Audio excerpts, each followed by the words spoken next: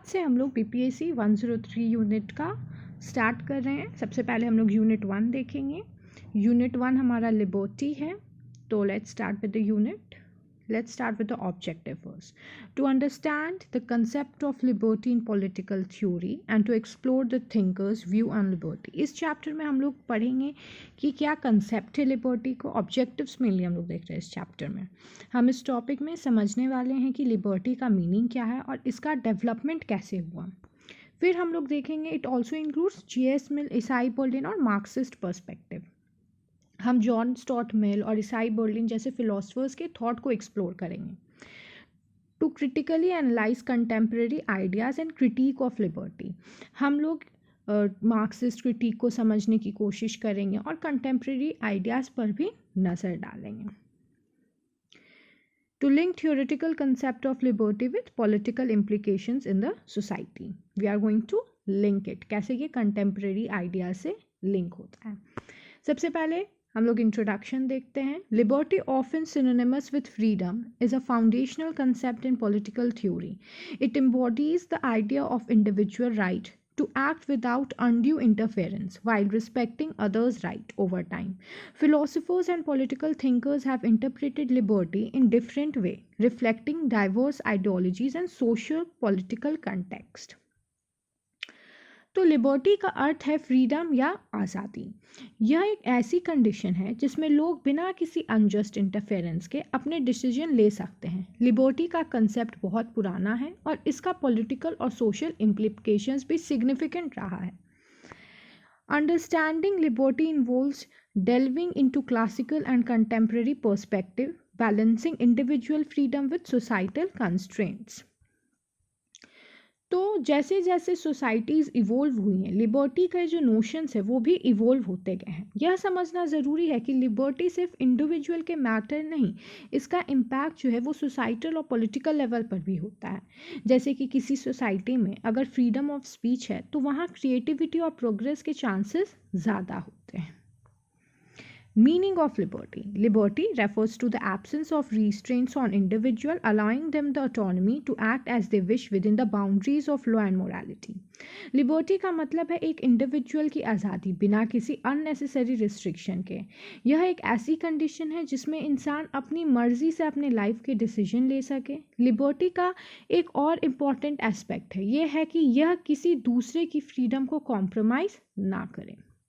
Liberty के दो अर्थ है, पहला है positive liberty and other is negative liberty. तो positive liberty is the ability to act according to one own will, often associated with self mastery and collective control. इसका मतलब है कि अपनी विल को रियलाइज करना और अपने गोल्स को अचीव करना is positive liberty. Negative liberty क्या है? Absence of external interference specially by the state और द अदर अथॉरिटीज़, मतलब किसी एक्सटर्नल इंटरफेरेंस का ना होना। Philosophers often debate whether liberty is purely individual or requires communal framework to thrive. J.S.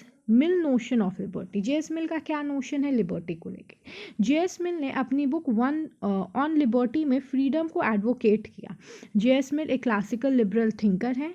He defined liberty as a protection of individual from societal and government encroachments. तो J.S. मिल का कहना था, उनका मानना था कि फ्रीडम सिर्फ तब तक होनी चाहिए जब तक वो सोसाइटी के किसी और इंसान को हार्म ना करे। उन्होंने हार्म प्रिंसिपल के नाम से भी डिफाइन किया लिबर्टी को। उनका हार्म प्रिंसिपल जो है वो कहता है कि individual should have absolute freedom of action unless their actions harms others. तो इसका मतलब है कि इंडिविजुअल को तब तक फ्रीडम होनी चाहिए जब तक वो दूसरे को हार्म ना करे, तब तक स्टेट को भी इंटरफेयर नहीं करना चाहिए। Freedom of expression, Mill strongly advocated for free speech, believing in essential for truth to emerge. Mill कहते हैं कि हर इंडिविजुअल को अपने आइडियाज़ और ओपिनियंस एक्सप्रेस करने का राइट होना चाहिए क्योंकि इससे ट्रुथ इमर्ज होता है। इंडिविजुअलिटी पे फोकस करते हैं Mill. Liberty for Mill was about personal development and self realisation. He oppose the tyranny of the majority where societal norm suppressed individuality. उनका मानना था कि इंडिविजुअल का डेवलपमेंट तभी हो सकता है जब सोसाइटी उन्हें अपने आइडियाज़ और एक्सपेरिमेंट्स करने की आज़ादी दे। स्टेट का role, Mill argue for minimal government intervention, emphasizing the importance of personal responsibilities and autonomy. मिल के अकॉर्डिंग स्टेट का रोल लिमिटेड होना चाहिए, उसे तभी इंटरवीन करना चाहिए जब किसी को हार्म हो रहा हो. Isai Berlin and the two concepts of liberty. Isai Berlin ने two concepts of liberty दिया है. Isai Berlin introduced a seminal framework for understanding liberty in his 1958 lecture. ईसाई बर्ली ने लिबर्टी को दो मेन कंसेप्ट में डिवाइड किया, negative liberty और positive liberty. Negative liberty is the absence of external constraint on individual, focusing on freedom from interference. For instance freedom of speech और freedom of religion. यह वो आज़ादी है जिसमें कोई एक्सटर्नल अथॉरिटी जैसे स्टेट आपकी फ्रीडम में इंटरफेयर ना करें. एग्जाम्पल, आपका राइट टू स्पीच और एक्सप्रेशन हो गया. Positive liberty is the presence of conditions enabling individual to achieve self mastery and collective goals, focusing on freedom to act. For example, access to education and health care. यह वो freedom है जो self mastery या self determination के through मिलती है. इसका मतलब है अपने लाइफ अपने अकॉर्डिंग कंट्रोल करना. Berlin highlighted the tension between these two forms, warning that excessive focus on positive liberty could lead to authoritarianism, as the state might impose its idea of what is good for individual. Berlin ने warn किया कि positive liberty का misuse हो सकता है, जैसे authoritarian regime अपने actions को जस्टिफाई करते हैं बाय सेइंग कि वो सोसाइटी की रियल फ्रीडम के लिए काम कर रहे हैं. तो इसके लिए बर्लिन ने इस चीज़ को हाईलाइट किया कि ये टेंशन क्रिएट कर सकता है. Marxist critic and the idea of freedom. Marxist क्या कहते हैं? From a Marxist perspective, true freedom or liberty cannot exist with a capitalist framework because of economic inequality, alienation, alienation, class struggle, तो and collective liberty. फिर हम लोग देखते हैं. तो मार्क्सिस्ट कहते हैं कि एक कैपिटलिस्ट सोसाइटी में आप लिबर्टी को डिफाइन नहीं कर सकते, एक ट्रू फ्रीडम नहीं मिलता है. क्यों? मार्क्सिस्ट थॉट कहते हैं कि ट्रू लिबर्टी तभी अचीव हो सकती है जब इकोनॉमिक एक्सप्लॉयटेशन ख़त्म हो. मार्क्स के अकॉर्डिंग कैपिटलिस्ट सिस्टम में वर्कर्स का एक्सप्लॉयटेशन होता है जो उनकी लिबर्टी को सप्रेस करता है. यही है economic liberty. Liberty is meaningless without material equality as the proletariats remains enslaved by the economic forces. Proletariats हो गए working class. Capitalist system alienation. अब हम लोग देखते हैं कि एलिनिएशन में क्या कहा जा रहा है. Capitalist alienation individual from labor, their community and their self-fulfillment, curbing their freedom. तो इसमें यह बोला जा रहा है कि कैपिटलिस्ट सिस्टम में वर्कर्स का एक्सप्लॉयटेशन फर्स्ट हो गया. आप मार्क्सिज्म लिबर्टी को सिर्फ पॉलिटिकल और लीगल टर्म्स में नहीं देखते बल्कि इकोनॉमिक फ्रीडम पर भी फोकस करते हैं. मार्क्सिस्ट क्रिटिक कहते हैं कि जब तक सोसाइटी में क्लास डिवाइड होगा तब तक एक्चुअल फ्रीडम पॉसिबल नहीं है. ये क्लास स्ट्रगल हो गया. वहीं पे एलिनिएशन यह कहता है कि आप जैसे ही लेबर को डिवीजन कर देते हैं वर्क्स को, तो उनका जो सेल्फ फुलफिलमेंट है दूसरे वर्क को करने का वो रिस्ट्रिक्ट हो जाता है. तो ये एलिनिएशन हो गया.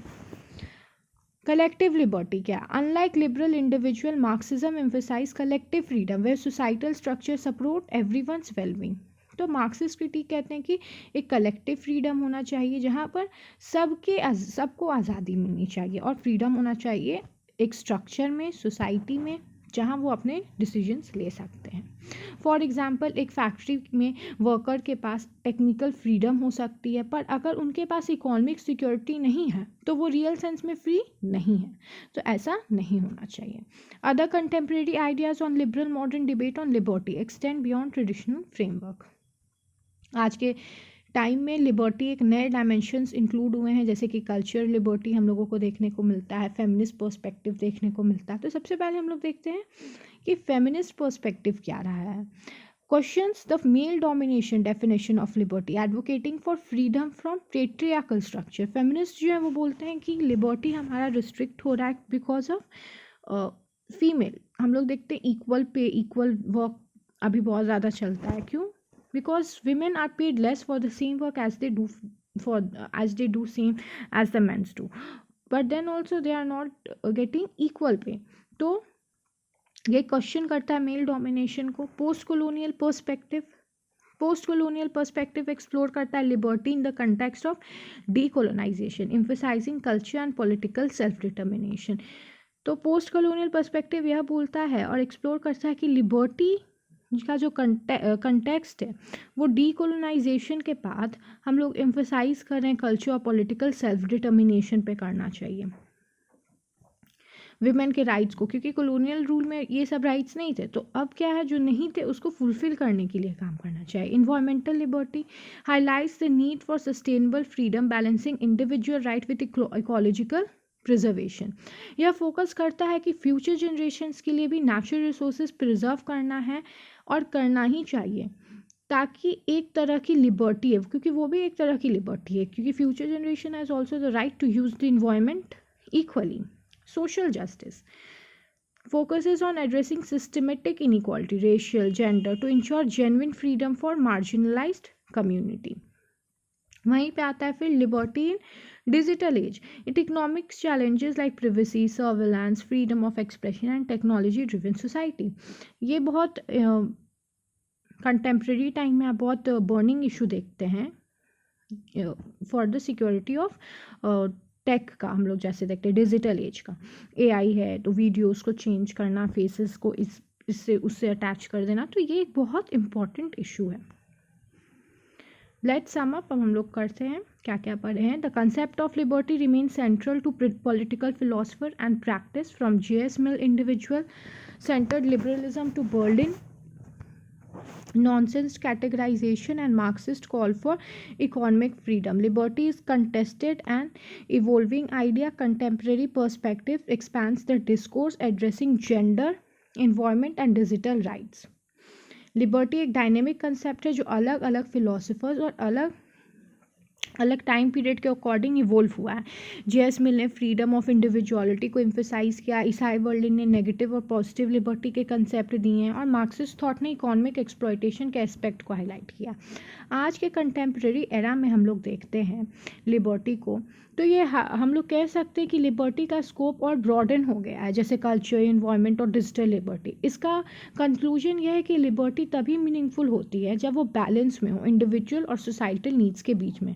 यह समझना ज़रूरी है कि लिबर्टी एक यूनिवर्सल एस्पिरेशन है, पर इसका एप्लीकेशन सोसाइटी के कंडीशंस और प्रायोरिटीज़ के अकॉर्डिंग वैरी करता है। कल्चरल लिबर्टी भी यही कहा, यह आइडिया कहता है कि लोगों को अपने कल्चर प्रैक्टिस फ्रीली फॉलो करने की आज़ादी होनी चाहिए। डिफरेंट रिलीजन का पीसफुल को एग्जिस्टेंस होना चाहिए एक सोसाइटी में। नेक्स्ट यूनिट में हम लोग नेक्स्ट लेक्चर में यूनिट 2 करेंगे। आपको जो लेक्चर्स है वो टेलीग्राम ग्रुप पे मिल जाएंगे नोट्स। Thank you everyone.